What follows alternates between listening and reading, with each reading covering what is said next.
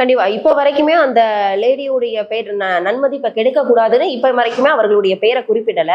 ஒருவேளை சங்கீதா அவர்கள் இவர்களுடைய அழுத்தத்தினால குறிப்பிட்டாங்க அப்படின்னா இந்த வழக்கு எந்த மாதிரியான திருப்பு முனையை ஏற்படுத்தும்?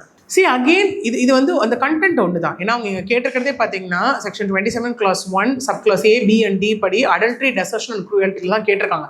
திருமணத்தை தாண்டி உறவு, that is extra marital affair, adulteriness வேற ஒரு பெண்ணுடன் அப்படிங்கிறது. நிறைய கேசஸ்ல என்ன ஆகும் அப்படின்னா வேற ஒரு பெண்ணுடன் அவர் இருக்காருன்றது இருக்கும்.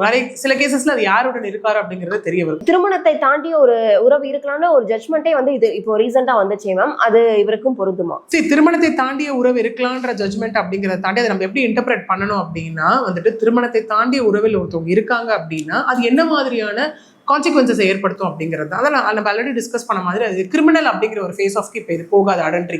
எஸ், அது கிரவுண்டா வச்சு டிவோர்ஸ் அப்படிங்கிற ஒரு விஷயம் வாங்கலாம். நான் திருமண பந்தத்துல இருக்கேன், என்னை தாண்டி வேற ஒரு பெண்ணுடன் அவர் தொடர்பு இருக்காரு அப்படின்னும் போது அப்ப எதற்காக இந்த திருமண பந்தம் அப்படிங்கிற ஒரு கேள்வி அங்க வருது இல்லையா? சோ அதனை நோக்கி தான் இந்த கேஸும் இங்க இருக்கு. கண்டிப்பா. ஒருவேளை அந்த பெண்ணுக்கு கல்யாணம் ஆகல அப்படின்னா adultery then still stands the same. அவ்வளவுதான். அந்த அடல்ட்ரி அப்படிங்கிற ஒரு விஷயம் தான். திருமணத்தை தாண்டி ஒரு உறவு, இந்த பெண்ணுடன் ஒரு உறவில் இருக்காரு, அதை நான் ப்ரூவ் பண்ணிட்டு அதனால எனக்கு வந்து டிசல்யூஷன் ஆஃப் மேரேஜ், இந்த மேரேஜை லீகலா டெர்மினேட் பண்ணுங்க அப்படிங்கிறது தான் இங்க வந்து ஒரே காசா இருக்க போகுது.